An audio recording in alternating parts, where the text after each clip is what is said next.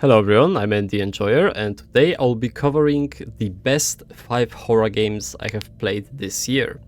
If you enjoy lists like this, you can check my best visual novel list here, and I'm also planning to do more lists like this, so stay tuned.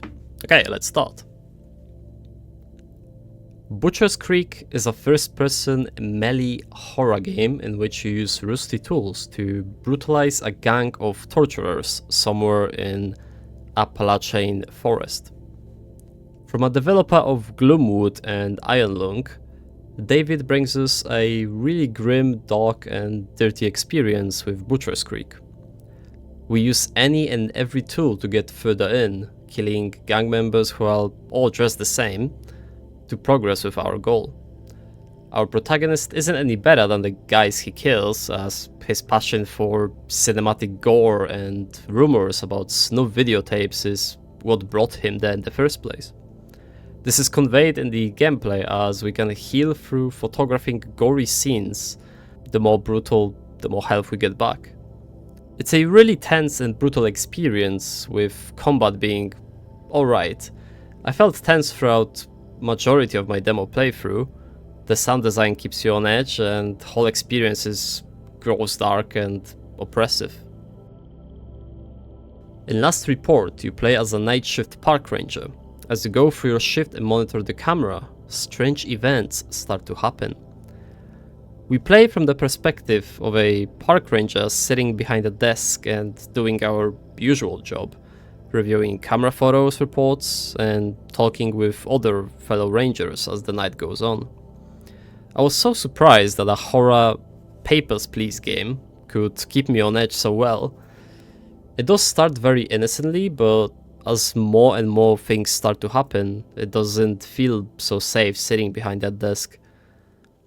The main mechanic of the game, sending reports, is quite fun. Sound design makes you paranoid at times, and the pixel art style is polished, with its animations and lighting being very smooth. There is only one ending, but the game is genuinely tense and atmospheric. I do recommend giving it a go as that one-shot experience. In Fragile Reflection, a young woman returns to her home in Japanese rural village, but nothing is as it should be. Although it's not the best horror game I have ever played, I still think it deserves to be on this list. A survival horror done in a retro style, perfect for all the fans of Silent Hill and Siren games. The atmosphere is very isolating, even when we meet other characters. It doesn't feel like we are on our own or against the varied monsters all the time. It has everything you would want from such game: boss fights, puzzles, and story pieces scattered across notes. Sound design itself is great, with original soundtracks, but the voice acting feels too amateurish for my tastes. Overall, it's not a Silent Hill F-killer, but for hardcore fans who played every Resident Evil, Silent Hill or Siren game, this is definitely something to check out for sure. We travel back to 16th century France and delve into an old alchemist's tower. How many horrors will we encounter, and how deep can we delve down? Caput Mortuum is the most unique game on the list due to its hand mechanic. Everything we do in the game, combat, puzzles and so on, is done with our right hand. This slightly clunky yet original concept makes the game come together really well. We can progress the game through fighting, using stealth, or something else entirely. The atmosphere reminds me of Amnesia series, but with more encounters and combat.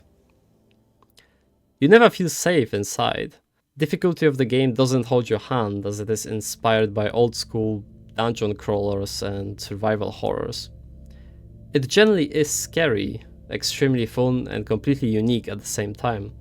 A feat many games can only wish to accomplish. In Fleshmade Fear, we play as an elite operative with a mission to neutralize the Dripper, a former CIA agent who turned a small village into his experimenting grounds, now filled with mind-controlled beasts and grotesque monsters. A long, solid experience. It's like we are thrown back to PSX era with the whole game having fixed cameras and tank controls. We have 2 playable characters, each having unique areas to the respective characters in the playthrough. Classic survival horror mechanics of inventory management and saving only at specific locations. The game's atmosphere isn't as tension-holding as some other games on the list, yet it has some well-placed jump scares and some comedic value between the team members. The environment is my favorite aspect. The old empty town enveloped in some grotesque flesh and varied monsters is always a cool setting.